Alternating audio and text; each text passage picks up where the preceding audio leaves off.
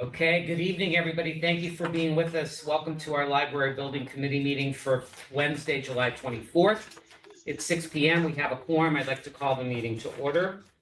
Our chair, Mark Weissman, will not be with us tonight, so I will be leading our meeting in his absence. Our first item of business is old business and the approval of the minutes. So from the moved. 7/10 meeting.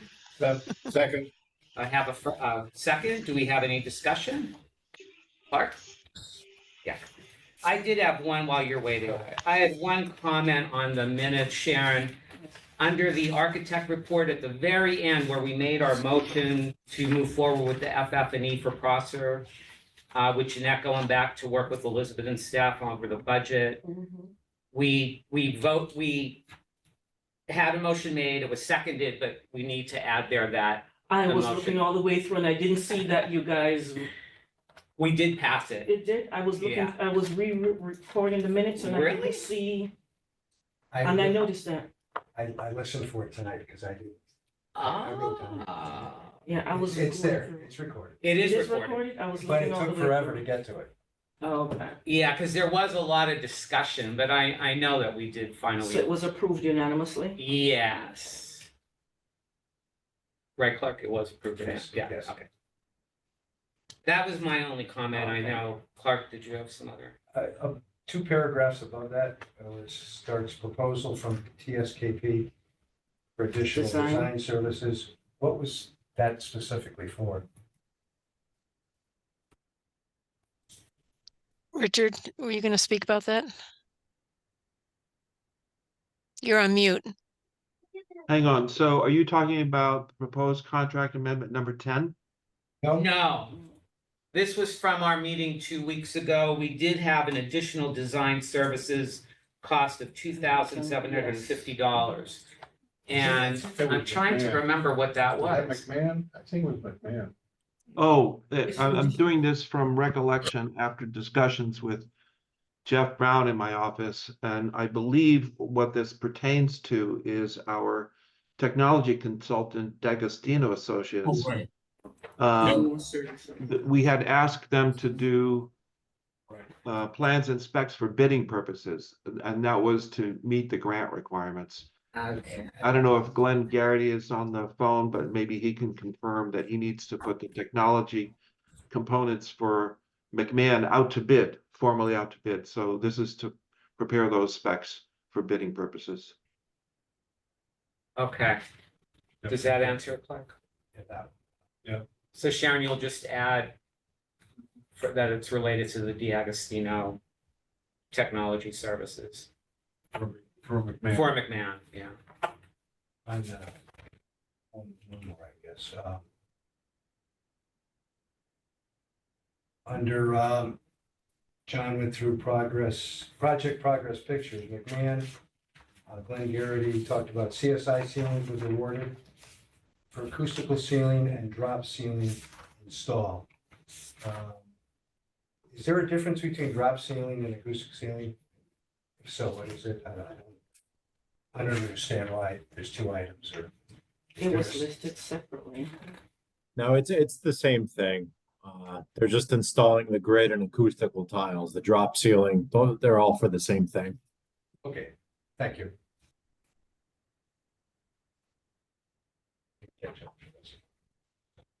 Okay. I'm good. Any Okay. change proposed to that or just explanation for you? That explanation's fine. Okay. No change. Okay. Anybody else have comments on the draft minutes from July the 2nd?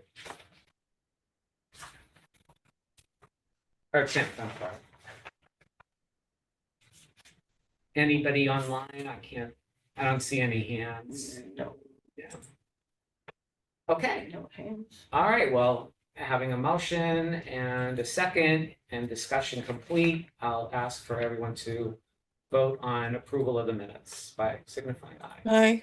Hi. Passes unanimously. Thank you. Thanks, everybody. Hey, Jesse.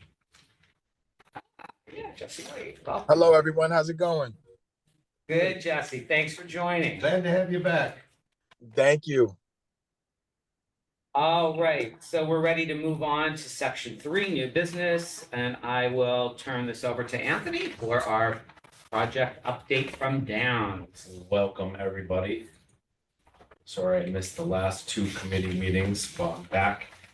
And we'll go through the regular standard agenda. We'll talk about some budget items, change orders, requisitions, and followed by, last but not least, the project photo update. So quick project update, item A, permits and subcontracts, fire protection and fire alarm permit both remain open. I know Bob has contacted the fire marshal. They are awaiting some additional information from the town building department, which hopefully they receive. But the review and approval is imminent and should be completed this week, so we could wrap that up and get this item off the list for good. Construction schedule update, just a general item. Our exterior mock-up wall has been moved to the Riley lot. They have completed the steel framing and the sheathing for the exterior wall. Beyond that is the masonry items. We have our approved brick on site. We have our cast stone samples on site. They're going to be putting their barriers, their spray barriers up on the sheathing. So Connecticut Mason should be finishing up and starting and finishing up within the next couple days here, followed by our aluminum metal, which is going to be for the window in the curtain wall storefront system. So right now it's a 10 by 10 mock-up. We're going to show the bare steel for the studs. We're going to show the sheathing. We're going to show all the vapor and moisture barriers, the flashings, the cast stone, the brick, all in segments and steps. So if we need to review it with a subcontractor, it's going to be a tool that we use not only for aesthetics for TSKP to make sure we're building their details correctly, but again, it's going to be a reference point, a tool used for all the trades for purposes such as that. A lot bigger than I thought it was gonna be. Yeah, we want to go bigger. There's a lot of details that we want to show. Okay. There's a lot of in-wall items that nobody really sees once the brick goes up. But this will keep that open and give us an opportunity to do so and use it as a reference point. Where is that? It's on the Riley side in the back. We'll move it up when the time comes. But as you can see, when you drive through and you drive on the roads, that process site is very tight. It's very Yeah. adjusted. That building Now, square foot print takes up all the space that we have out Like New there. York City? Yes. All right, so Awesome. quick process update, excavations continue on the process site for contract site gradings. Excavations also continue for site utility demolitions as new utility work and preparation starts. Trenching and backfilling has been completed for the new underground electrical and plumbing work within the new garage slab area. Manafort has finished the fine grading. There's about 12 different pinch points down in that slab garage area for drainage purposes. In the back of our mind, we still need to keep the 2% pitch ADA requirement within that area as well. So there's quite a lot going on over there. Electrical floor boxes have been laid out and placed on the new slab on grade on the main level, which is the east side. Thank you TSKP for their due diligence on laying out these floor boxes to make sure they correlate with the furniture. So we have laid those out. Those have been set in place. And those will be there while we pour the new slab on grade when that time comes. Detailing and molding connections for the structural steel continues. We should be completed here within the few weeks. The major heavy lifting of the structural steel has been completed. We're moving on to the metal decking over the canopy areas, over the porch and around to the east side of the building. Under slab plumbing and electrical work at the lower level west slab, which is the garage slab, has been inspected and completed since the last meeting. Slab on deck for the second floor has been placed and finished. Wet curing has begun. What curing Is so once they finish, the concrete's poured and they finish it, they screed it, they make it nice and smooth. Huh? Concrete pour? Oh, a slab's in, yeah. Okay. So what they do to wet cure, they'll spray water on it and then cover it in burlap, right? So it doesn't over dry and crack and whatnot. Slab on deck for the first floor prep has been completed. Right now, we're cleaning the deck flutes to make sure there's no debris for when that concrete slab comes, that placement. We're gonna do that next Monday, along with the elevated and suspended 10-inch slab and the 8-inch slab. So there's some coordination work down there. Acronym Concrete right now is shoring up and forming up those suspended slab areas. One's going out over to the north stairwell, and the other is going to be the cap around the elevator and stairwell down coming out of the garage. MEP hangers and supports based on our MEP coordination have been laid out and installed on all floors. We're ready to go with ductwork once that slab gets set and walls start getting laid out. Masonry has actually started on the CMU block on the west wall within the garage area.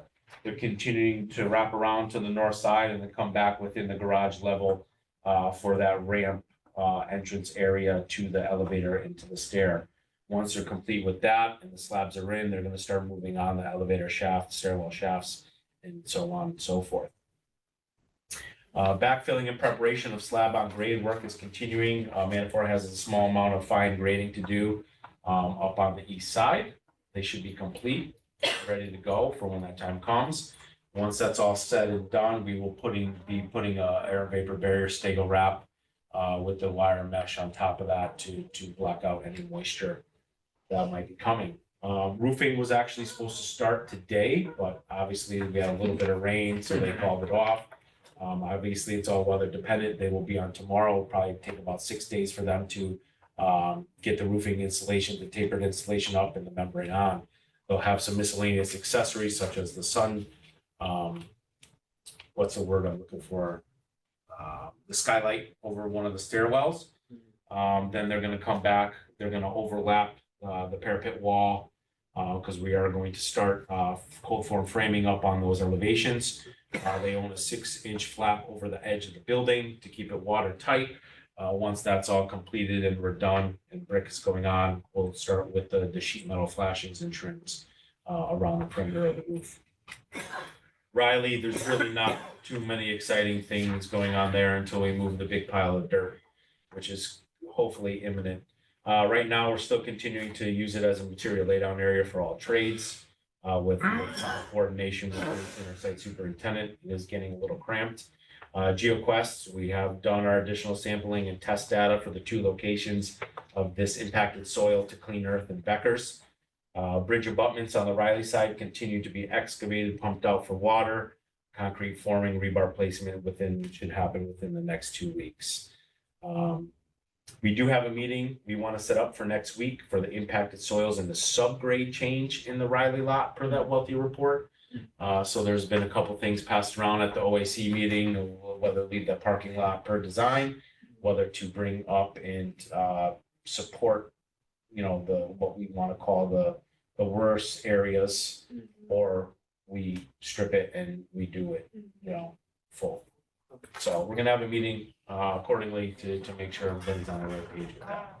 Excuse me. Yeah. The bridge abutment on the Riley side, it's not affected by contaminated soils. It's not good it is affected by poor soils. We have a part of that Welty report. It was flowable fill, bringing it up to grade, bringing the stone back in and getting it back up to design. So you're preparing for that. Yes. Yep. All righty, that's really it. Anybody have any questions, comments in regards to a couple of these items here? Quick project update. Anybody, Sharon? I think No hands. is Oh, Lois. is this? Oh, no, I see that. Okay. Lois, did you have a question? I do have a question. Yes. What has happened with respect to the Bloomfield landfill and the impacted soil? Glenn did let us know, I did send him an email that there was no, it was basically a no. Right now, they weren't able to work out a deal, and we're back to thinking that this is gonna go to Clean Earth and Becker's. At this point in time, I did send Mark an email based on Glenn's response back to me to let them know if, hey, we're in the 4th quarter with 2 minutes left here. We need to see if we could figure a place out. If not, we're gonna have to proceed with Clean Earth and Becker's.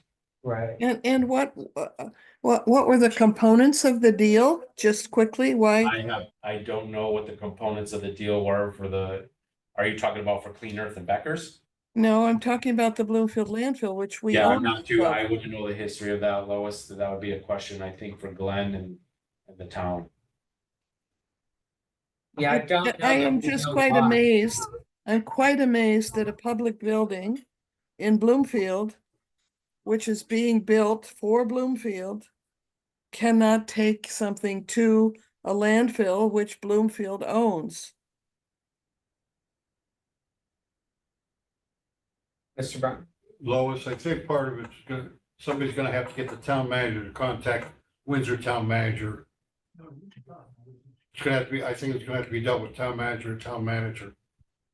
That's my guess, and I'm gonna suggest to Mark tomorrow that. And Yeah. is anyone working on that? We've been Because- working with the town manager's office, Lois, and we did ask Mr. Town Manager to let us know if there were any other options, but what Bob just said, I don't know if they reached out to the Windsor town Yeah, manager. probably just reached out to Windsor Public Works and the land, people running the landfill. That's why I said, I think it's gonna have to escalate to town manager and town manager discussion. Except that my understanding is that it could be a much cheaper option than the others that are being discussed. That's why tomorrow Way morning, cheaper option. that's why tomorrow morning I'm gonna talk to him about suggesting that he have our town manager talk to Windsor's town manager. And I say- see that Mr. Schwab is on the call, and I wonder if he has any information that could help us with this. But thank you for the opportunity to talk. I did hear from Mark about this matter. And the next day before I left for my military training, I had a conversation with Dan Carter, our Public Works Director, and he was going to follow up with Windsor and as well as Manchester as two possible alternatives to what was first indicated as our course of action to see if they could be more cost effective. So I have not circled back with Dan since I got back from military training, which I just got back on Monday, to understand how those discussions went. I had asked Dan to reach out to Mark to try to obtain specifics as to what was the actual product that needed to be disposed of and an approximate quantity, so that when we speak with these two different landfills, will we be able to speak with exact terms. So I will follow up with Dan if Glenn is not aware of any of those discussions to see if anything came from that directive I gave to initiate discussions. Thank you. I would appreciate that very much because, and I understand that my information may be 20 years old, but I do know that Bloomfield has an interest, an ownership interest in that landfill.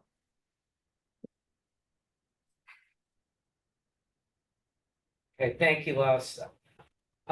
Any other comments on that? Okay, thank you, Al, as well.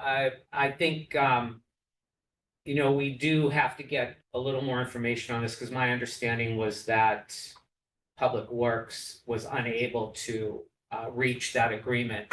So, you know, maybe there is another conversation yet to be had, but it sounded to me like we were not able to get them to agree to take the dirt, and I don't really know the reason why they didn't. It Right, wasn't it is not specified. specified, but we have coordinated all testing results, reports, everything that needed to go. Glenn worked on that with Right. ourselves and GeoQuest to make sure he had all the information privy to Mhm. the landfills. Okay.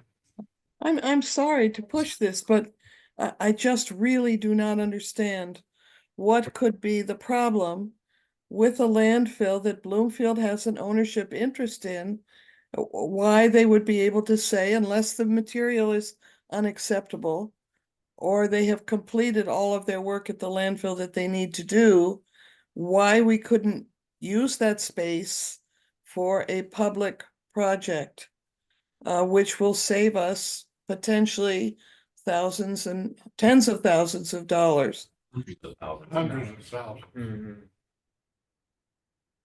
Yeah. Okay, I I think just we'll want to put continue it out that, there so too, is our drop dead date now, we're encroaching on it, That's what I want to know. is August first. August 1st. Next week. That's next week. We've been fighting this battle for quite some time. Okay. It's the first, we're going to be August 1st. I'm not too sure what was discussed at the previous committee meetings when I was absent. Yeah, I don't think we did ha- bring it up actually. at- We had a- Yeah, I don't think, I never heard a No. specific date. What does that mean? We don't make the deadline. Well, we're trying to get the Riley the Lot. Riley lot going. We're trying to get the back bridge abutment going. It is already congested over there now. It's starting to fill up, as we get MEP units and more trailers and connect boxes back there. So we need to open up some space. Running out of It's in the way, all that dirt Right, right, is in the way. right. Okay. So no other questions. So Anthony, you want to continue? All on? right, yeah, we're gonna go over to the budget, pending COPs, change order proposals, budget. COPs, change order proposals, and so on and so forth. But the first item I'd like to bring up is our July 2024 requisition. Our progress billing, for approval tonight Mhm. of $1,154,923.78. So we're looking Thank you. for Yeah. approval on that. Okay. So do you want us, did we do this before where we stopped and did the approval or did we I go think through? it? Yes. I think have. so, yeah. We have, okay. Sharon, thank you, Bob. Do I have a second? I'll second it for purposes of discussion. Okay, thank you. Discussion? Bob? Yeah, I don't remember seeing a copy of that. Did it get sent out, Sharon? Yes. I believe The one so. we got It's requested? usually like 40-some pages. Yeah, I think that was the one that was sent out as a second. Or later, earlier I can pull it today. up if anybody needs it. Yeah. I also haven't seen anything relating to this requisition. That was one of the additional, When I looked at 4 o'clock, the only additional thing was another copy of the KSKP thing. That's all I had. because I just got that, was it this morning? One day or two, no, when did, Yesterday, so I when did sent it out Deanna this sign it? morning. Deanna signed it yesterday. Yeah, you actually got it yesterday or this morning. And I sent it out this morning as an additional attachment. You got it, Sean? I mean, I saw it before Sharon got it, so I reviewed it. I was just looking to see if it. No, your shirt is a triathlon shirt. Okay, did you have questions though, Bob, or? Did you get it? I'm still looking. I just didn't want to I stop can pull it everything. up now if you guys wanna see it. You guys need it. Yeah, why don't you pull that up, Anthony? We could just take a look. I'm still going Town back. manager had, yeah, town manager also had to say about. Oh, okay. Mr. Town Manager, Al? Yes, good evening. I was able to Yes. just get on the line with Dan Carter, and we're still awaiting some response from Bloomfield Windsor landfill, and we're going to do a follow-up call tomorrow. Manchester could potentially be another option for us, but there may need to be some screening of the contaminated soil to meet their standard, which obviously would be a cost. So we have that due out, and I'll make sure that that information is known when we have more information to share, hopefully by tomorrow. Okay, thank you. You're welcome. Thank you. Appreciate that.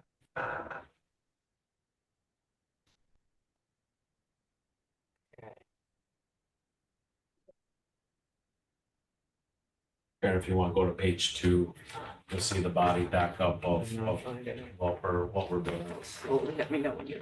Yeah, I mean, that's good. Our standard general conditions is built the Right. same every month, same with project requirements. As we go down, our concrete guy, we beat him up. He was billing a couple $150,000 more. We cut him down.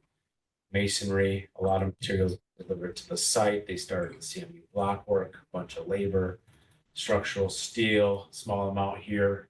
The reason why it's only $7,000 is because they started billing percentages of their VE item, which was the change in the manufacturer of the bridge. So technically they were billing, you know, it should be around $80,000, but it was offset by a $55,000 credit coming back from that line item on that change order.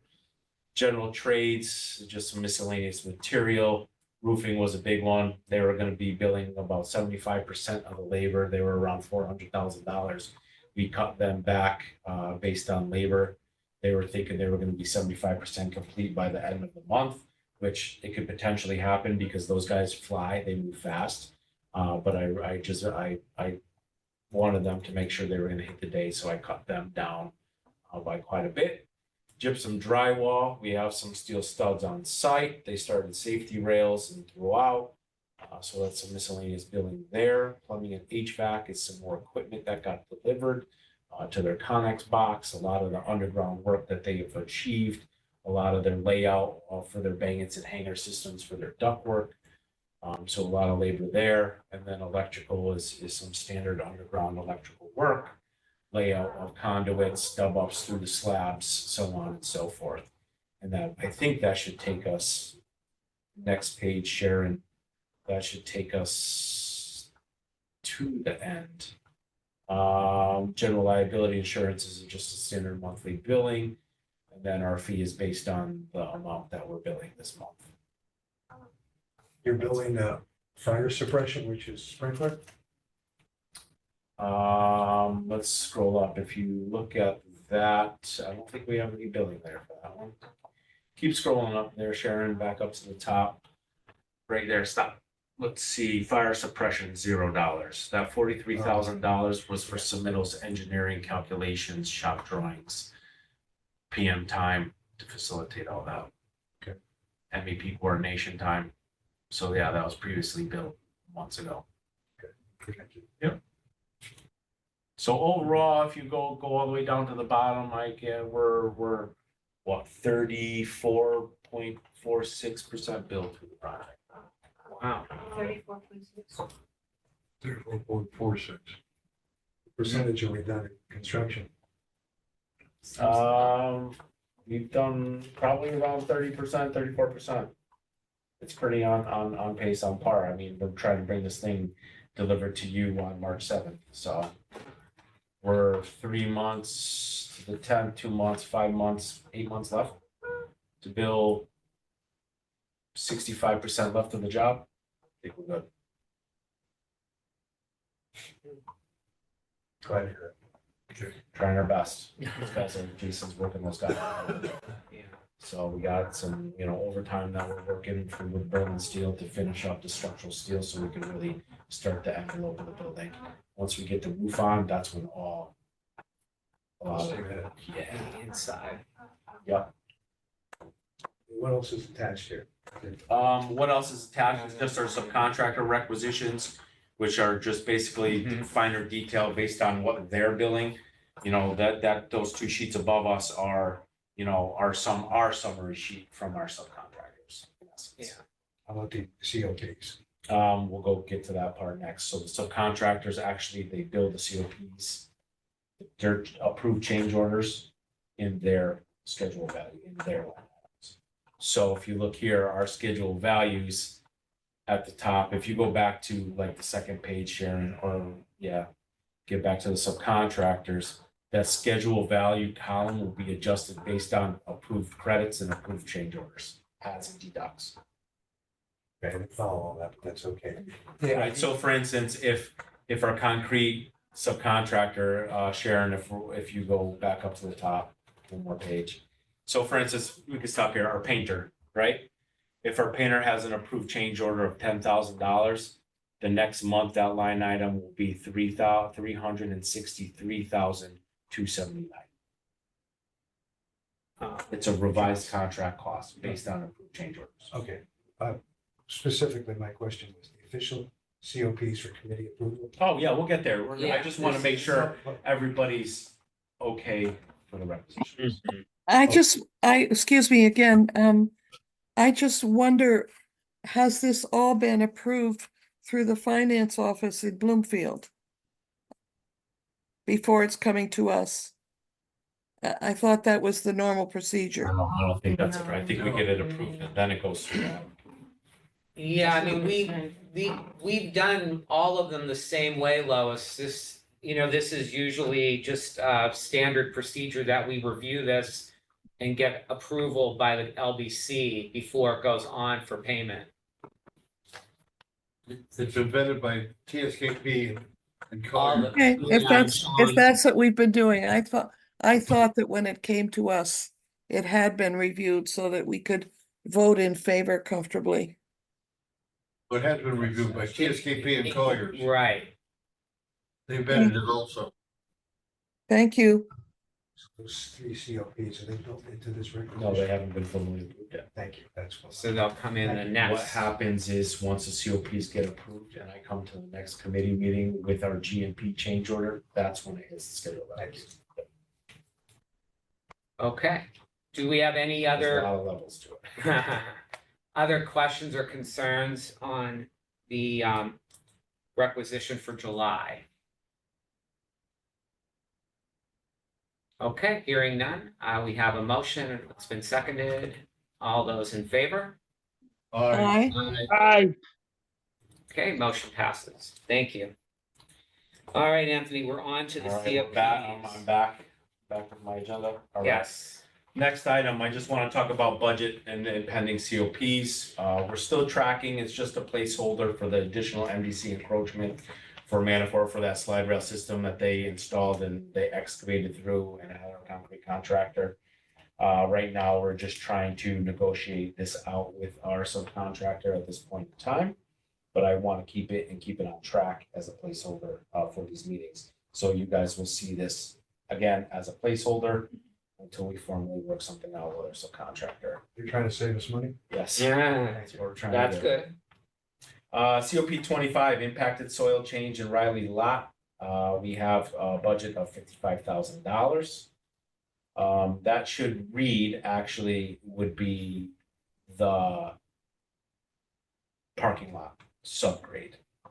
So let's change that verbiage. That would be the parking lot subgrade, about $55,000 for that. COP 26 is the bridge abutment change with the flowable fill, bringing that back up to grade because of unsuitable soils. Again, it's for the $46,000 budget there. Impacted soils, almost 1,500 yards to Becker's. We have a $55,000 budget. In there, we have applied some GMP and contractor allowances to that number to help bring it down. That's a number that money has already been established in our GMP to use for these purposes. Impacted soils, almost 3,000 yards to Clean Earth. We have a $174,000 budget line item. Again, that was around 240. We applied about $70,000 per se of GMP established allowance money to help bring that cost down. These are budget numbers for the very reason if we can't strike a deal out with the landfill, these numbers are all contingent of the actual weight of the soil that gets dropped off. Right now, we're thinking based on GPS and what Manafort brought over to the other side. These are the yards, but that again could go down, it could go up. Not until we get the final weight ticket from the disposal facility itself. So we would have to use both? Both facilities? Yes. Yes, Becker's only could take a certain quantity. And then Clean Earth was the other facility that would accept it. We've gone through multiple facilities that will not accept it, landfills that won't accept it, and we've come down to 2 facilities that will take it. Becker's can only take a certain amount, and the rest will have to go to Clean Earth. Are they guaranteeing us a spot? Yes, they will. They will. So as well as Clean Earth. Clean Earth will actually provide their own trucking. So Manafort will load it up. Clean Earth will back their trucks in, load it up, get it out for a much cheaper cost than Manafort to do it themselves. What's funny is Clean Earth actually screens it too. They'll screen it. They'll take out anything that's greater than 3 inches of rock and stone out of the pile. And then at the end of the day, they stockpile it and then they send it to Manchester. How about that? No comment.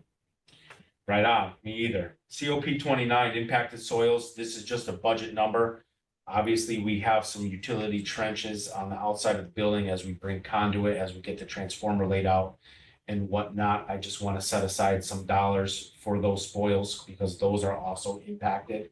So I want to just be conservative and put a $30,000 number in there for now to carry any additional soils that get removed for the trenching of the conduit.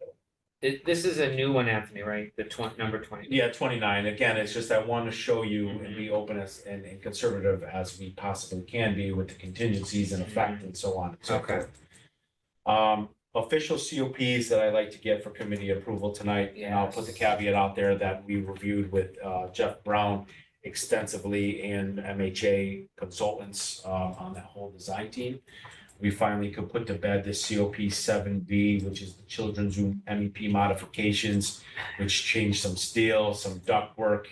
At the end of the day, with the credits coming back, we have to offer a $6,465 credit to the job based on these changes. So we're looking at approval on that. Okay. I'll move approval of change order proposal number 7B. Okay. Do I have a Second. Thank you, Bob. Any discussion?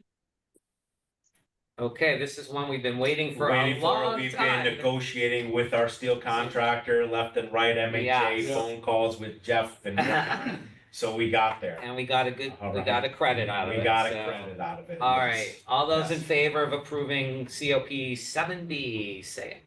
Respond with aye. Aye. Okay, we passed that. Right. COP. COP 15 was the added independent supports, structural supports to make the sunshade system on the east elevation an independent structure. The way the delegated design worked, no matter how much we reinforced that center mullion going up, we weren't able to achieve the required engineering. TSKP worked extensively with MHA, their structural steel consultant, to design a steel item to hang off the building to support the sunshade structure. We originally had a $16,000 budget, but again, negotiations with Accurate Door and Window, who we were waiting on for so long, came back with a credit that got us down into the $7,000 mark.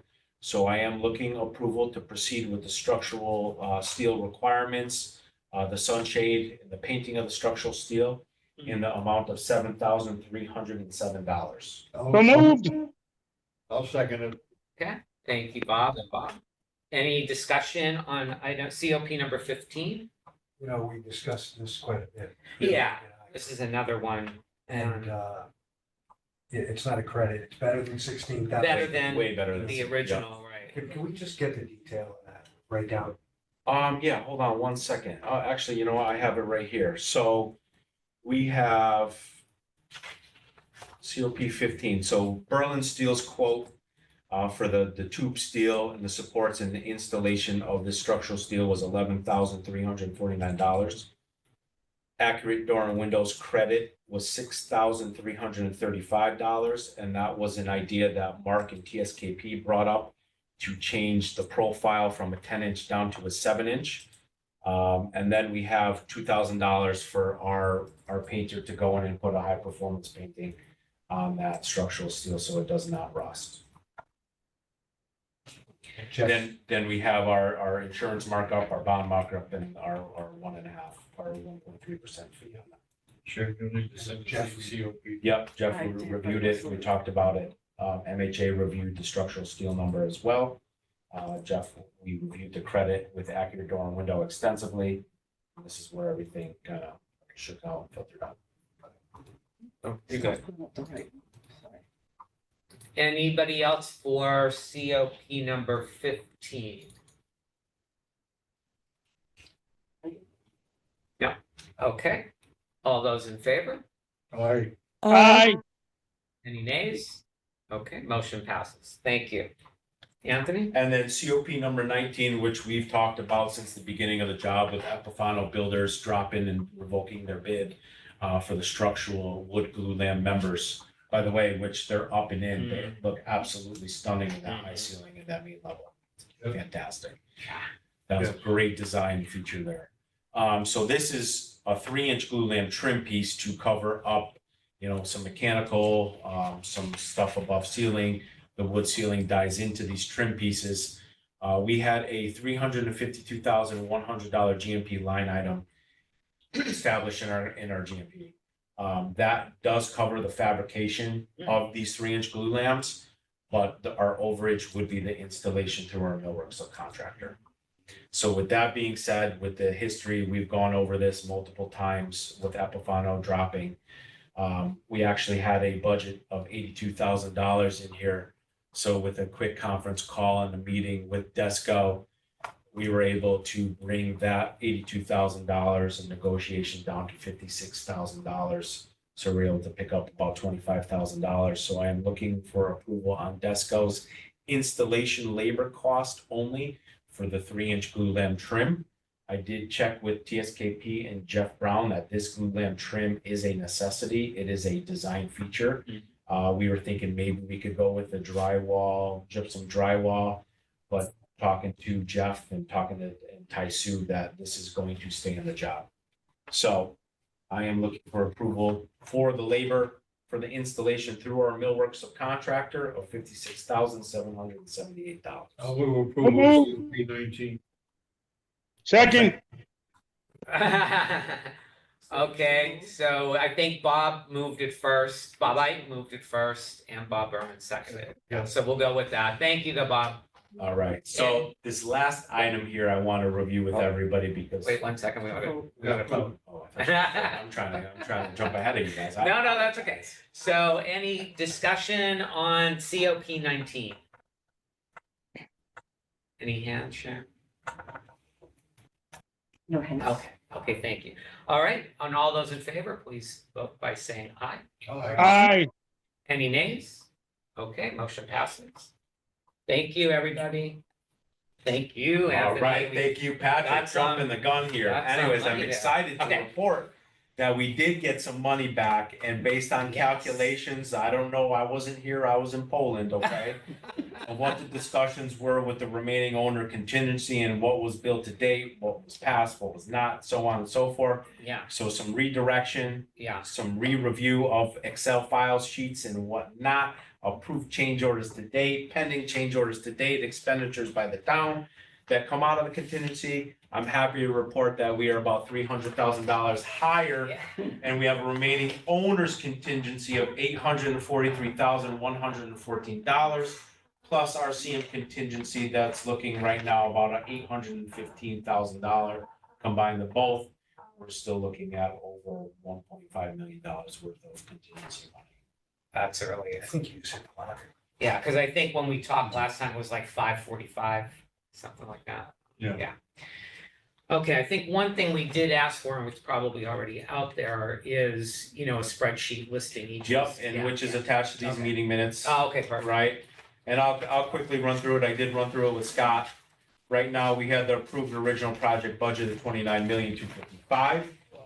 Town of Bloomfield found, at the time Nancy found $500,000, plus the CIF funding gave you a total funding of $35,281,000. Right. So you have your original budget column combined going all the way down. We have, let's see. See, as I work this down to the page. Owner project contingency, you'll see contingency, that's actually technically Prosser, and then you see McMahon at the bottom. So originally, we had $1.9 million of contingency. We had some expenditures and whatnot of contracts, revisions of 752. So at the end of the day, that right-hand column that's in the middle here that I have my cursor on, that 1,039,346 includes that 752 plus our approved change orders to date, owner expenditures to date, as well as our pending and what we talked about in our COP budgets, all included there. So when you take that 1.982, subtract that 1,039,039, that gives you the grand total of 843 here highlighted in blue. Okay. This spreadsheet is absolutely crazy. We have minimized some of these columns because it would be about 50 pages long. Okay. The only problem with it being in blue is I can't read it. Here, it's a happy note, so we'll Yeah, zoom in eight, right four, there. three, one. Yeah, I know. Yeah. Alrighty, so you guys could take this review. Again, we have columns just to minimize, the confusion Yeah, of where we stand. Like, for instance, you see these professional services lined up. There are sub items underneath that roll into that total lump sum cost. But again, that 1.039 includes owner expenditures for facilities, for items. We have our approved change orders in there, our pending change orders in there, so on and so forth. So we are looking a lot better than what was discussed at the Yeah. last committee meeting. Yeah. And I'm very happy to report. thank you. We are happy to hear it. And the only ones that are open are COP 17, 25, 26. Right, with these, right. Yeah, okay, so what's the total of all, if, I don't know. We don't know, okay, But so- again, too, is if we could find for the this dirt? landfill facility, Yeah, if we could bring it there at a minimum cost, you pick up another $250,000 potentially. right, And now you're sitting over $1 million of owner That's contingency. yes. Which And we're- right which we're gonna now- need. We'll probably, well, I don't wanna. are you anticipating, like, do you A foresee? lot of the bigger issues is the site work, steel, concrete coming out. And with TSKP's design and all their details, they probably laid this thing out fantastic, so there shouldn't be any issues. I'm just gonna say, based on our experience at 330 Park Avenue, there's gonna be some things that are. Trust me, there'll be gonna some show up. things. Yeah. They'll show Yeah, up, what the cost of those. are. right, I Don't mean, know. you'll have something in there, a layout of a room, maybe a wall needs to shift just to make some additional space. Hopefully not, based on the MEP coordination process. It's just some things you can't even foresee that will pop up and Yeah. you'll be like, okay, we have the money for it, let's. One of the things that popped up that totally unforeseen was the fact that one of the swipe boxes on the second floor where using social services had to be put on the wrong, somebody put it on the wrong side. On the wrong side, again, that's just that's a mistake. Yeah, those kinds of things are gonna come up. Gonna happen, yeah. Correct, absolutely correct. But we try to establish, the best we can, Oh, yeah. allowances built into our subcontractor's Right. contract. That you guys don't, you necessarily, you see, but you don't see. So that's at our discretion to Yeah, use. but those are the kinds of things that are gonna crop up. Yep. Especially when you have a complicated project like these. This project is very detailed orientated. Everything is TSKP designed it that way. It's going to be that way. And we're gonna follow that detail accordingly. Yeah. It's just very intricate. It's very complicated. Yes, it is. Yeah. Sure is. But I just wanted to report that. Thank And that you. this is gonna be another deliverable that's gonna be brought up at the committee meetings and updated. And this will be established in our monthly report. And I want to apologize that the June and July monthly report are gonna be a combination because I was out for 3 weeks. I couldn't get June in time. It kind of molded itself into July, so I'm gonna combine one update for June and July. Okay. And that's my apologies. I'm sorry. You need it. All right, anybody have any questions? I'd like to bring some good news every once in a while. It's not all Yes. bad, I promise you. Oh, we like that. And then the last but not least is the project photo update. As you can see here, we have our CMU block on that west wall of the parking garage going in. All right, you can see here, we put a little area of the exterior elevation of where we are talking. Okay. Next page is the Friends of the Library area. It looks much bigger now that we have some fill in there and it's I actually know, coming I was along. worried. Everybody could relax a little bit more Yeah. tonight. All right, looks great. So this is a view looking out, as you can see, the pointed triangle here is the vision that we're looking down and out to the bigger chunk of yellow. Okay? Keep going down. This is a beautiful shot right? We have our wood beams in, we have the main level, the main lobby coming together. Manafort's fine grading, we have the diamond box outs, we're getting ready for the slab. But it's looking nice. You're gonna have that glass over here to the left, the glass to the north here, actually south, if you want to call it that. And then you're gonna have your sunshade system going on. It's coming together very, very nicely. Alrighty, that's an interior shot of the garage level. You can see steel decks up, structural steel's up. We started doing the diamond box outs around the column for the concrete. We started putting that mesh down, that steel mesh, to reduce the cracking and support that slab on grade. It was reviewed in the meeting that we are not putting that Stego wrap underneath this area. We want to let the water obviously drain out if it was to get trapped. It is a parking garage. But the Stego and the vapor, air and vapor barrier will be applied to the main level lobby slab on grade here. Okay. You can see this is the outdoor mechanical room. That's coming together. We actually were able to get the dunnage in prior to a second mobilization.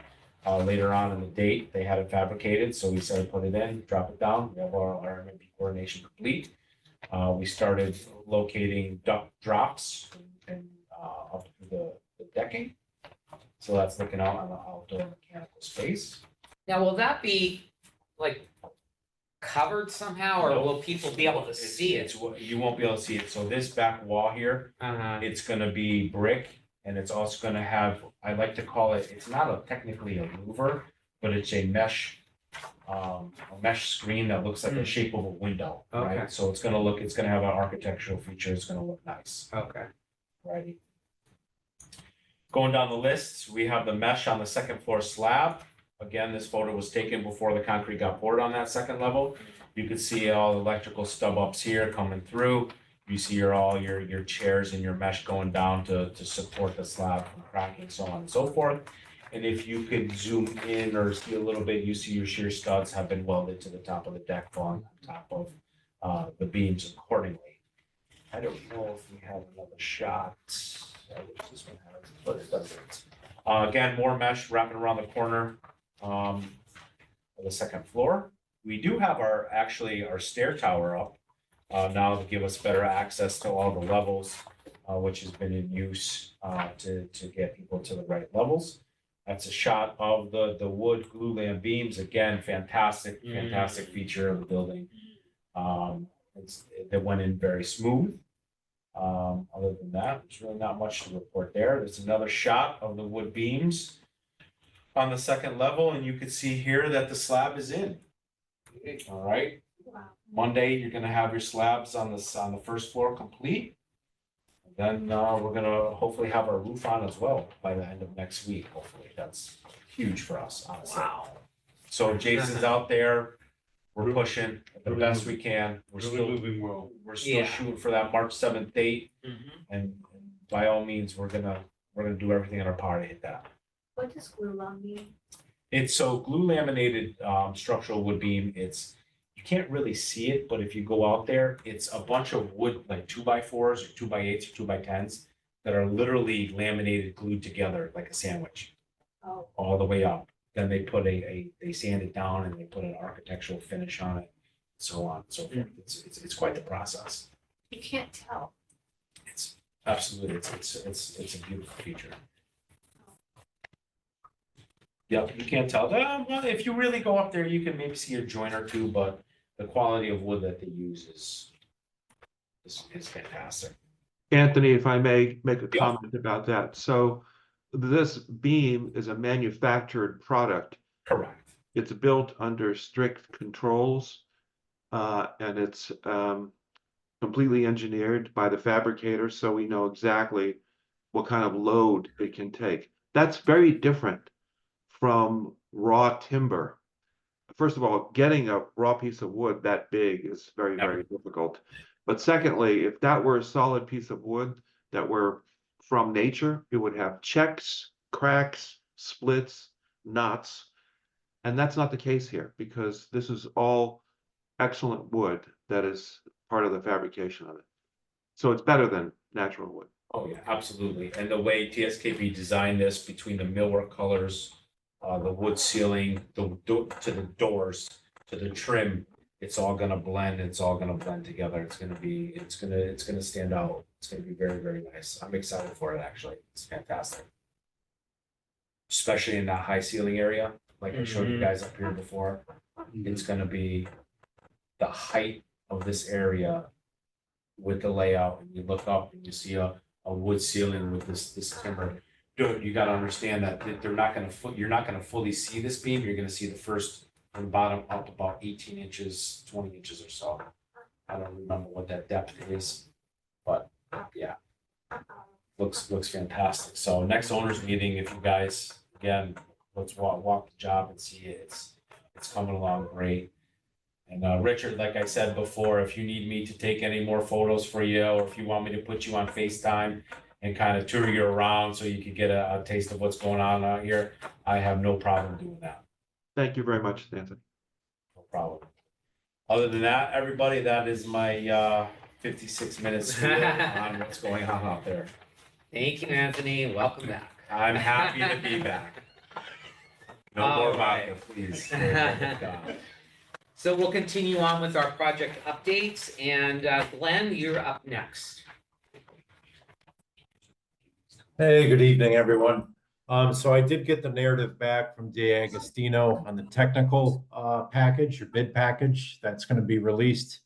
I did review that with Chris Silowak. We did make a couple edits. I'm going to finalize that bid document by the end of this week. And then I will work with Sharon Harris to get that advertised. We have all our prices in right now. Good news, we are on budget. Time-wise, we're still looking at February due to lead time of a few materials. But that's everything I have right now.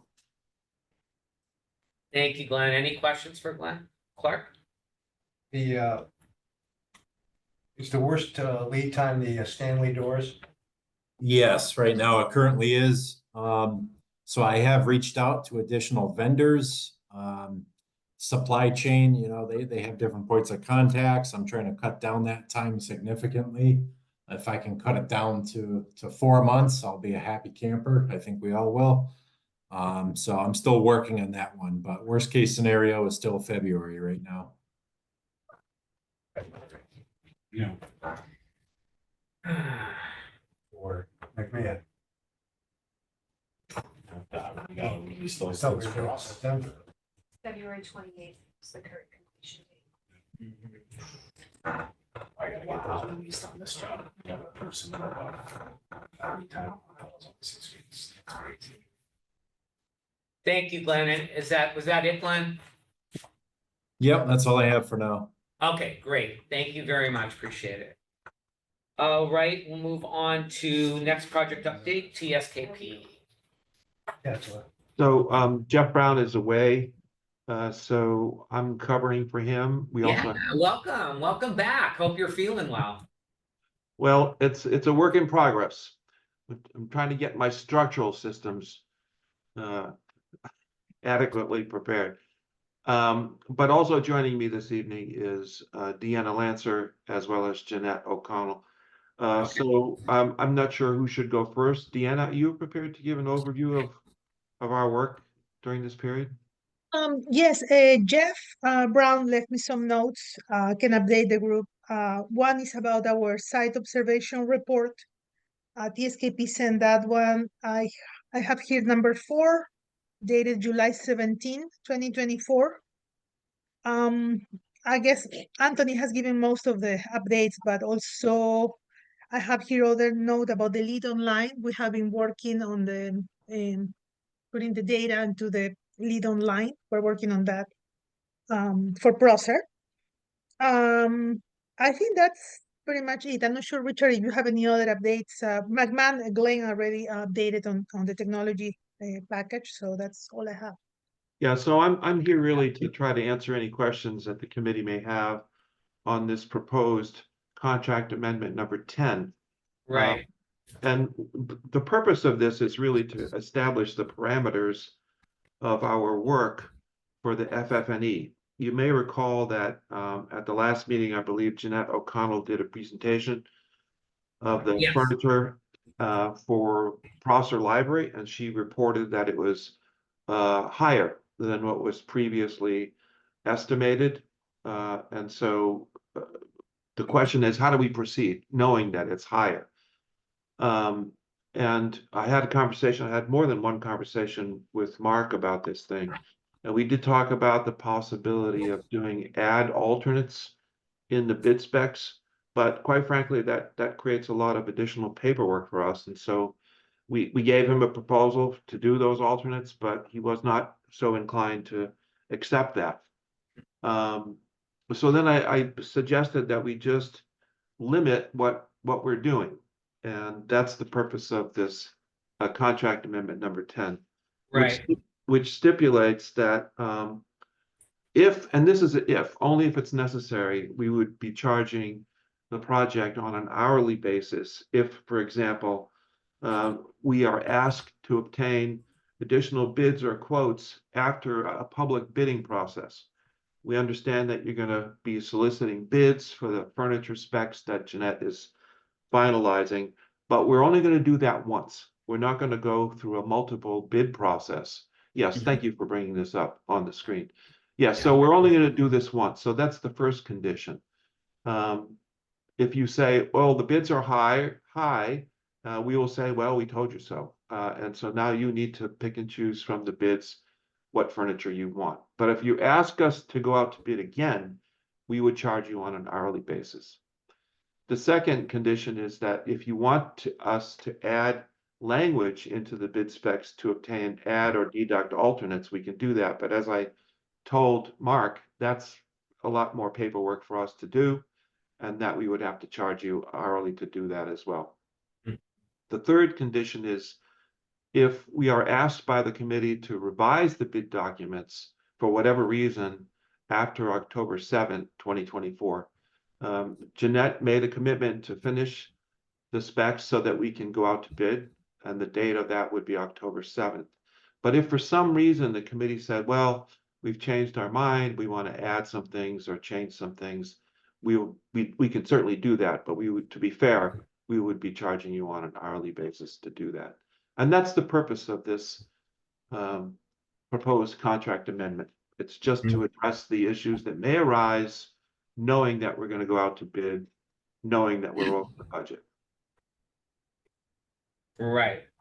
And that we had discussed in our last meeting that we would, Jeanette would work with Elizabeth and her staff on, prioritizing what items, if in the event that we do have to remove some of them, we would prioritize which ones could be held off or taken off the list. Yeah, and that's a smart thing to do, because once you have the bids in hand, you want to be able to make quick decisions, which you want to purchase and which you don't. So that's good. Well, just for clarification, if I may say, we're not going to be meeting now to discuss that. It would be after the bids come in. Right. That you all would have to decide what you want to keep and not, go with or not go with. Okay. Okay, thanks, Jeanette. Bob? To put it on, so we have it on the table for discussion, I'll Yes. move approval of amendment number 10 to TSKP's document. Mm-hmm. Could I get a second? Second. Thank you. Okay. Okay, we'll open for discussion. Bob? All right, yeah. One of the questions I have is, and I'm just gonna pick a number, let's presume that the number of chairs are gonna be 2,500 that are going out for bid. And let's say that we come back and when we review everything, we decide, well, we can't afford 2,500, we can only afford 2,000 at this point. Would that affect the price per chair?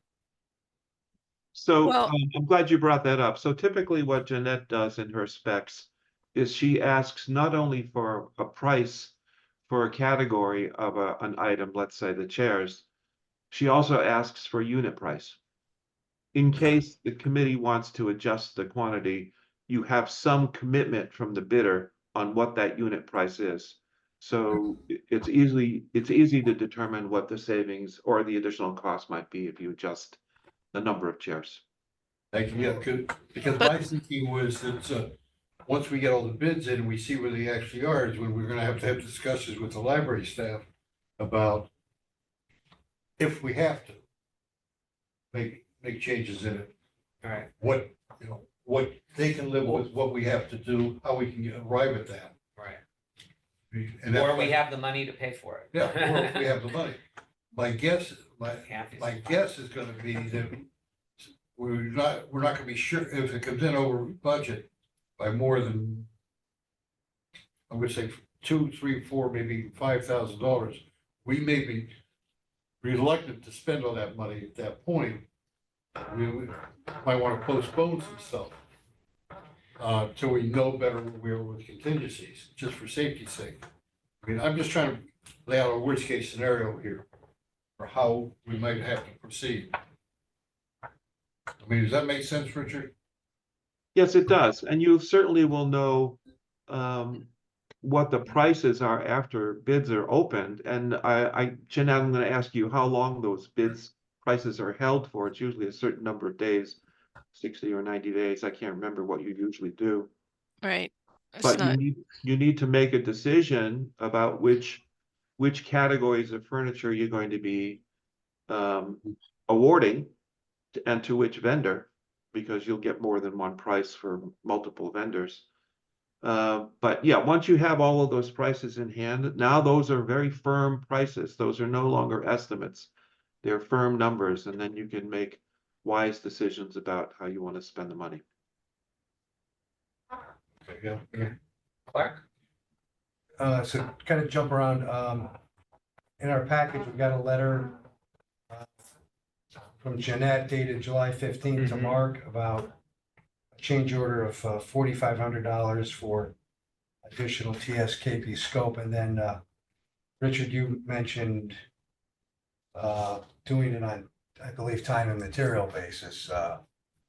Does one supersede the other here, or is it our choice? Or I don't sure I understand what's going on with this. Sure. So that $4,500 came about by my analysis of how much over we were. And I said that it looks like we're 9% over the budget. The cost of the furniture appears to be 9% over the budget. So I said to Mark, to be fair, we should have an adjustment in our fee that's proportional. And that 9% would be $4,500. Our fee for Prosser Furniture is $50,000. So if the furniture budget, the cost is 9% over, I thought, Mark, let's keep it simple. Let's just do a fee adjustment of 9%. That works out to be $4,500. That fee proposal is no longer applicable here. What instead, I have proposed this contract amendment that would change it to an hourly basis if the following additional services are provided as enumerated 1, 2, 3 in this contract amendment. So that additional $4,500 is no longer required. Right, so there's no money at this time, it's just these 3 items. If they occur, that's when something would kick in for any of the professional rates that are in the contract. That's correct. In the last meeting, there was quite a bit of discussion about state contract and going out to bid. It's my understanding that either way, you were responsible for the preparation and handling of that, whichever way we choose. Is that correct? So the direction that we're going in is bid. And yes, we are handling the bid packages. We're going to work with the purchasing agent in town and get those bids published and then received, and then we'll analyze those bids and make a recommendation to the committee. I don't think there's a need to go to the state contract list. And typically we have found that when we go out to bid in different furniture categories, it's usually much less than the state contracts. Because state contracts are typically written with vendors either for a 3 or 5 year period. So those state contracts, the vendors typically fatten those prices in order to cover them for 3 or 5 years. Jeanette, am I getting that right? Yes, So, when that goes out to bid, you've got line items for each item of furniture, correct? And Yes, It's- let's explain that a little bit more. What yeah, we typically do is we bundle the furniture into categories. So for example, one category might be tables and chairs. it's usually broken down by manufacturer. Richard, I'm assuming you guys have a standard bid form for all this, for the break, for the necessary, right? In my world, there's nothing standard. So we try to have a standard in the office. We've done it many, many times, but we always have to tweak the specs for any particular project. So we can show you an example. Jeanette has done this many times. We typically show either categories or, as Jeanette just mentioned, furniture manufacturers, and we expect the bidders, the vendors, to give you a price for the entire category. We don't want a vendor to give you a price just for tables, for example. We want, if the category is tables and chairs, we want prices for tables and chairs for the quantities that are given. Otherwise, you're going to end up with dozens of vendors who are giving you a price for just one particular item. We want to avoid that. We want to have an appropriate number of bidders and vendors delivering furniture in an appropriate number of trucks and not have 24 trucks show up, for example. So that's why we create categories of furniture manufacturers or types. So each item of furniture in this package is gonna have a line item for each particular chair, table, et cetera. It'll all be broken out, is my question. Yes, but we are expecting the vendors to bid on the entire category. We don't want you to bid only on chairs, for example. Jeanette, can you elaborate a little bit on that? Well, let's just say that it is chairs, but there's all different types of chairs, and that there'll be in a category of, say, lounge furniture. We have lounge furniture, then we have task chairs or whatever, but let's just say the category is lounge furniture. And in that category, it will have a code that relates to the furniture plan, and it has a description, it has a quantity, and the vendor will give us a unit price, and they'll multiply that by the quantity, and and so that category, for every item that's in that category, there is a line item for each item. And so you will be very aware of what everything costs. And So but- can you rate the specs that can you restrict the specs that they can only bid on the specified item? well, it would be or equal. I think that it's what we would do. It would be a basis of design, but you would open it up to or equals. You have to do that? I think because it's still tied into a grant process. Okay. And You will get vendors who will propose furniture that they believe is equal to the basis of design. And then you'll have to rely on us to advise you whether it truly is an equal or it's not an equal. Right. So can you word the document that they have to bid on all items in the package, all or nothing? The category, they have to bid each category complete. Complete, okay. Yeah. Okay. That way too, we're making sure that everything gets bid, hopefully. You're not missing anything. Right. Okay, can I go to the next? Please. Okay. Lois, I think you had your hand up. Thank you very much, Patrick. Yeah. I guess it's hard for me because I've never had to do this, but when I make choices among coats, for example, if I can't afford the first coat, I choose one of lesser quality. Is the bid are the bid documents such that when we make our choices, we can change quality specifications? Or is it, if we can't get that thing, we don't get it, period? Yes, you would not change the quality. It would be like rewriting the specs again. So we would say, we can't afford those chairs, therefore we're not getting the chairs. Or you would say, maybe we only get a certain portion of it.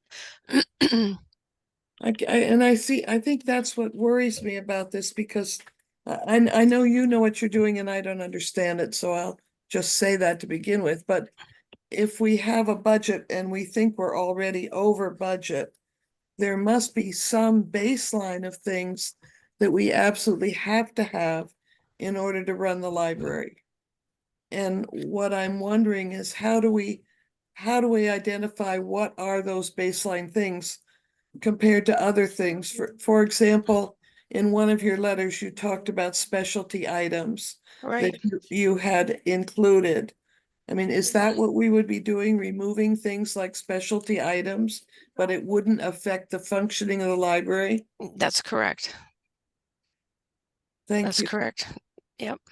And I think there's some items in there that we don't want to take out, obviously, because, there's a lot of goodness and creativeness and, brings joy to the children. But, we had looked at that one item that is an ottoman and has a tree coming out of it. Do you have to have that for the library to function? No. Is it a great thing? It serves a purpose because you can sit around it, but you don't have to have it. And it's a bigger ticket item. And that's why I think I initially mentioned about just pinpointing those items that would add up to that difference. So I feel confident that there's the outdoor furniture, they don't have to have the outdoor furniture right now. And there's also opportunities too, that if say we couldn't have that, let's use that ottoman arbor tree for an example, that could be a good thing for donors to want to purchase.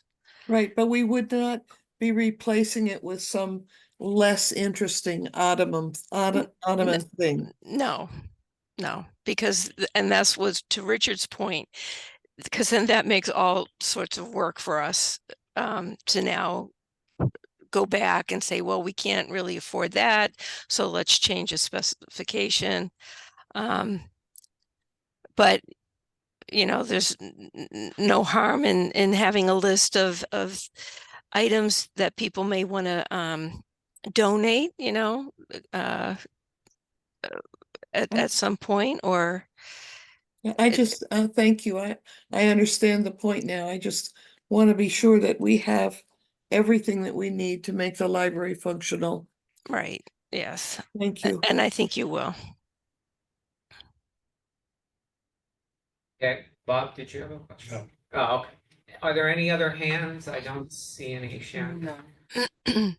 Okay, so at this point, I think we're ready to take the clerk. Did you have another? Just repeat the motion, please. Yeah, the motion is that we are going to approve amendment Number 10. 10A, I believe it is, right? Number 10.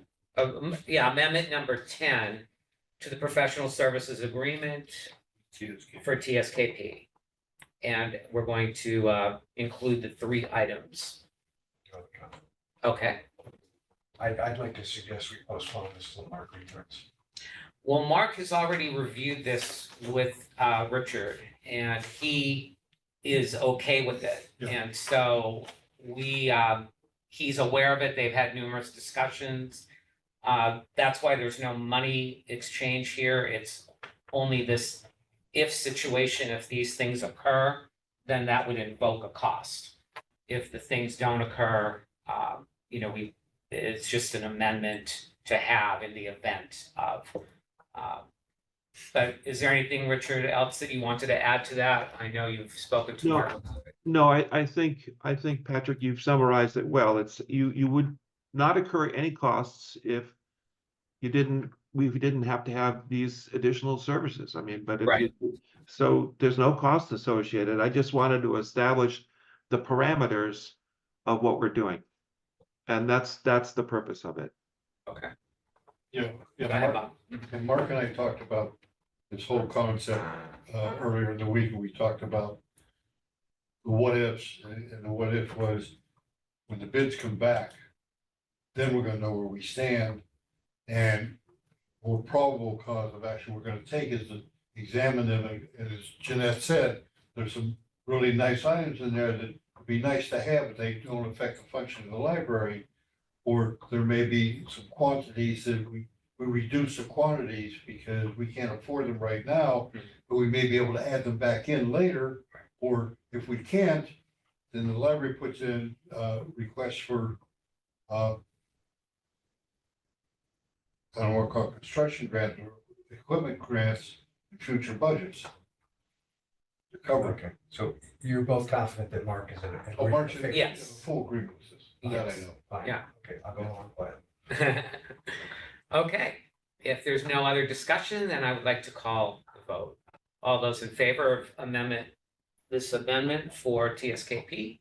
Aye. Okay, and did we get everybody? I only heard 2 ayes on that. Aye, again. Okay, so we have Lois. Is Bob still there? Bob Ike? He's frozen. 1, 2, 3, 4. I need one more vote. Bob Mike, I'm here. I was frozen. Thank you, Bob. You were frozen. Did you hear the motion, and are you in favor of this amendment? Yes, I am. I've been listening to the whole thing. Oh, right. Okay. All right, thank you. Then motion passes. Yep. Any nays for it? Okay, motion passes. Thank you. All Okay, right, thank you. so That's all we had to report from TSKP. Thank you. excellent. Thank you, and welcome back again. Thank you. Bye-bye. Bye. Fine. Okay, Sean, last but not least. I will share my screen. Thank you, Please. Mr. Chair. My report is often very similar. The special testing continues. Tri-State will be finishing up their final observations on the steel connections. Those reports continue to go to Michael Horton for review and a local building official. Okay. In terms of commissioning, they continue to review submittals and RFIs pertaining to those systems. We also did receive an invoice from Van Zelm, but I did send it back to them and request more description. That was the thing that Lois Yeah. had requested in previous Right. invoices, so they will be revising that for next meeting. Okay. In terms of project overview, obviously Anthony does a great job at the project overview. The design team and them are working together on those impacted soils. The steel detailing and welding continue to be finished up and tested by Tri-State. The big items are the concrete slabs on the deck have been started, and the roofing will be started at the end of this week. Just to emphasize what Anthony was talking about, those two things allow a lot more trades to start. And as we talked about as well, I say Jason, he's doing most of the work. Jason is building the library. He's working very hard at breaking up the building into different sections that. Let's call it small phase- mini phases. Yes, mini phases that they'll have many trades working at the same time. Mhm. He's gonna have to have valet parking or something, but he'll figure that out as well. Yeah, I Um, mean, there is that lot, like we said, where Isaacs is and a little bit further by Ocean State Job Lots. There's Yeah, I a called the lot of number on the vacancies. sign there. They didn't call back, No, but a I lot of did talk to vacant spaces. Isaac himself. He says, "No, don't worry about it." Yeah.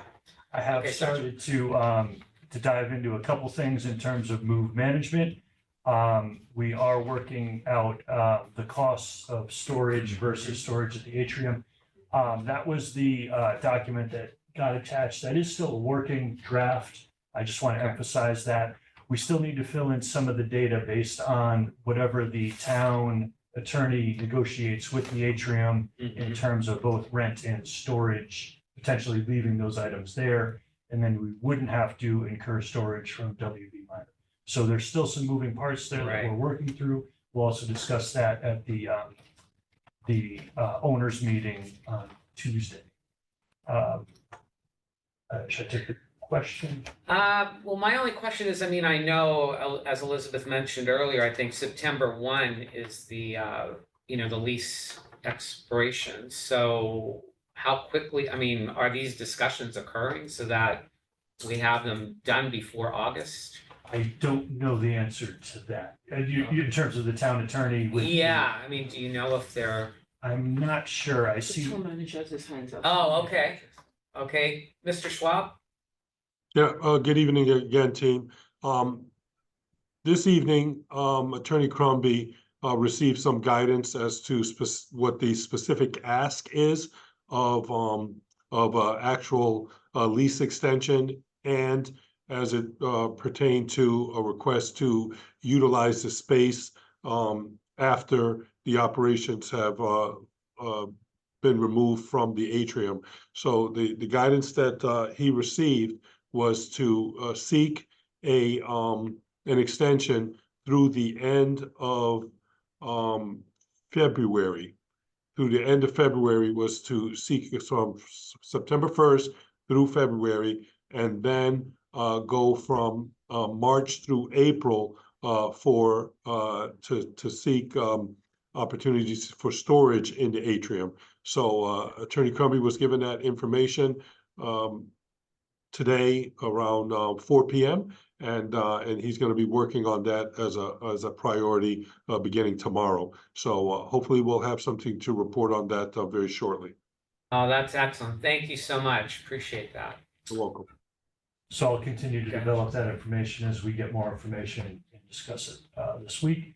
Okay. In addition to that, Mark had asked me to start putting together a schedule for the items that take place after Anthony's schedule ends. So from substantial completion, what has to happen there. So I met with the library staff. I've got input from Jeanette. Thank you very much for all that information. It's very helpful. And got information from WB Myers on what they're thinking. Build in some additional float days and things of that nature. I'll be discussing that at the owners meeting in terms of Prosser. And then I believe there's another meeting tomorrow to discuss the McMahon schedule of that. Right. So those are the things I've been working on and developing that.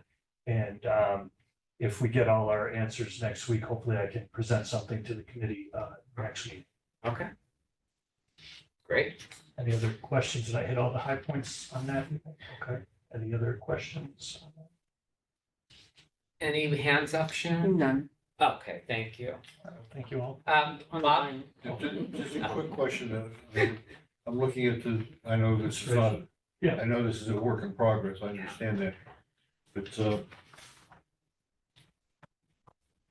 is this kind of a worst case scenario concept? Yes, absolutely. All right. Did you want to look at something?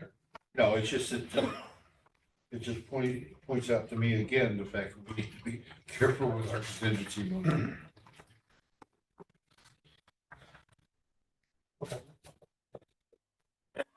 Okay, any other questions for Sean?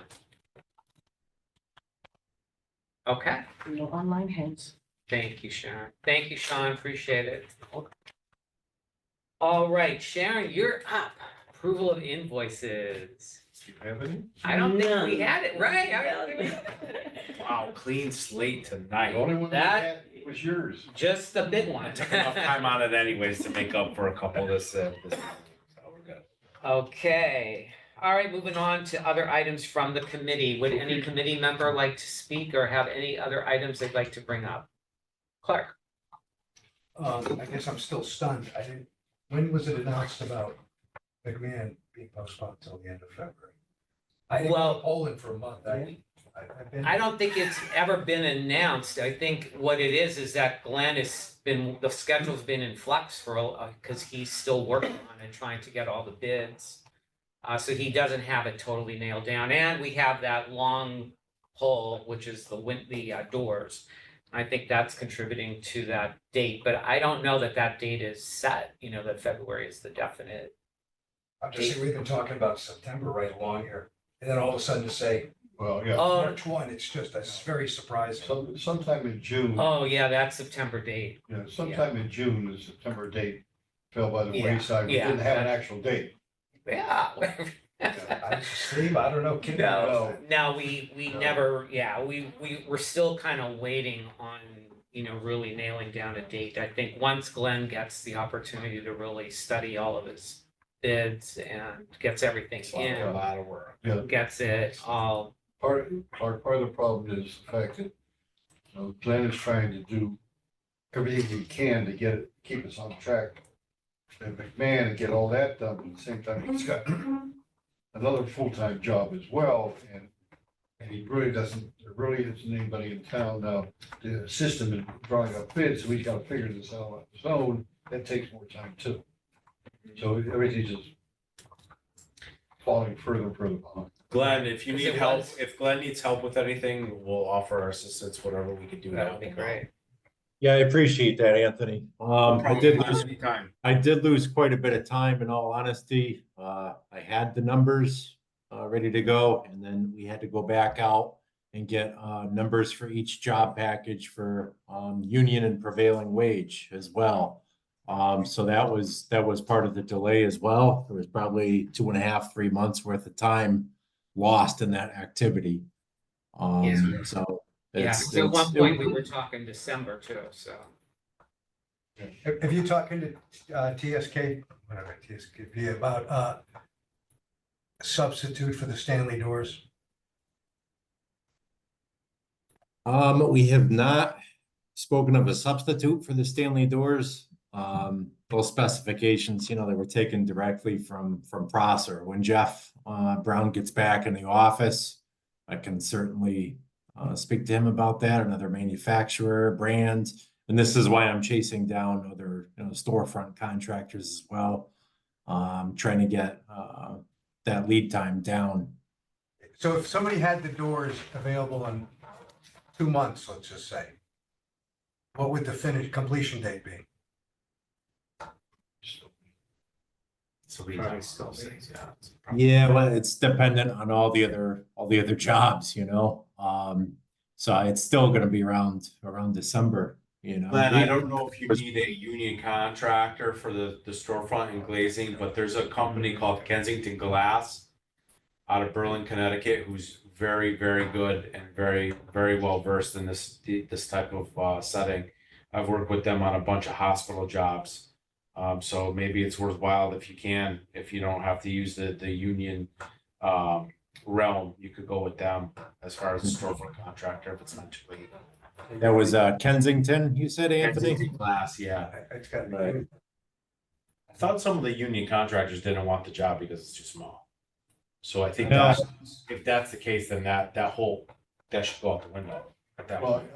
That was part of the challenge too. These Right. little job packages were difficult to competitively bid. If I'm gonna be painting and it costs $20,000 to paint the inside, they're not really biting at that. That's why we went Right. back to the drawing board after I had the prices already. And Yeah. now I've got probably a 90 to 100-page bid document that I'm creating for 6 different tasks for all the electrical, surveillance, low voltage. So it's been spinning my wheels a little bit, you know what I mean? So Mm-hmm. Okay, any other committee members? Okay, hearing none. Next item is our future meetings. I can't believe it, but the next meeting is actually August the 7th. And then August the 21st. So that is the schedule. And right now, the next item is the public comment. Sharon, is there anyone who has their virtual hand raised? No one. Okay. I move we adjourn. Second. Thank you, Bob. Bob and Bob. All those in favor? Aye. All right, thank you, everybody. Appreciate your everybody. time Thank you. tonight Thank and you, all the Town Manager. information. Thank you. And he said that Mark had sent out an email this morning at 9 a.m. to me and he said, Glenn was not successful in getting our landfill to take soil. Any other opportunities that your office might be able to explore? So that opportunity itself was one that was presented to me. So in terms of exploring other courses of action, I would be willing to pursue any other recommendations of the commission, of the committee. So so please let me know. That's not necessarily, you know, my forte, but if you folks come up with something that you would like me to explore, by all means, I will engage. I think the only other discussion was going to the Windsor town manager to Right. see, yeah. Town manager, you might get a different answer.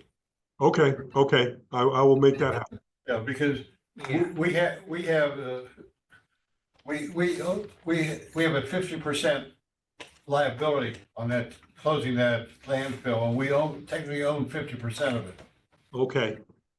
And I don't know, let me talk to Glenn and Dan in the morning, because I do hear you loud and clear, but I don't know if it's a result of the type of waste that we're trying to add, if that becomes problematic, or if it's a matter of capacity. So let me try and get to the bottom of that before I approach the Windsor town manager, and I'll circle back and let you folks know. We appreciate it. Thanks, Al, appreciate that, yeah. Okay, take care now. Unfortunately, it's just that we're up against the wall with the timing. Time, and then we've reached out to I get it. places. And it's Travel home just- safely. Take care. All right, Thank you you. too, Have a good thank night. you.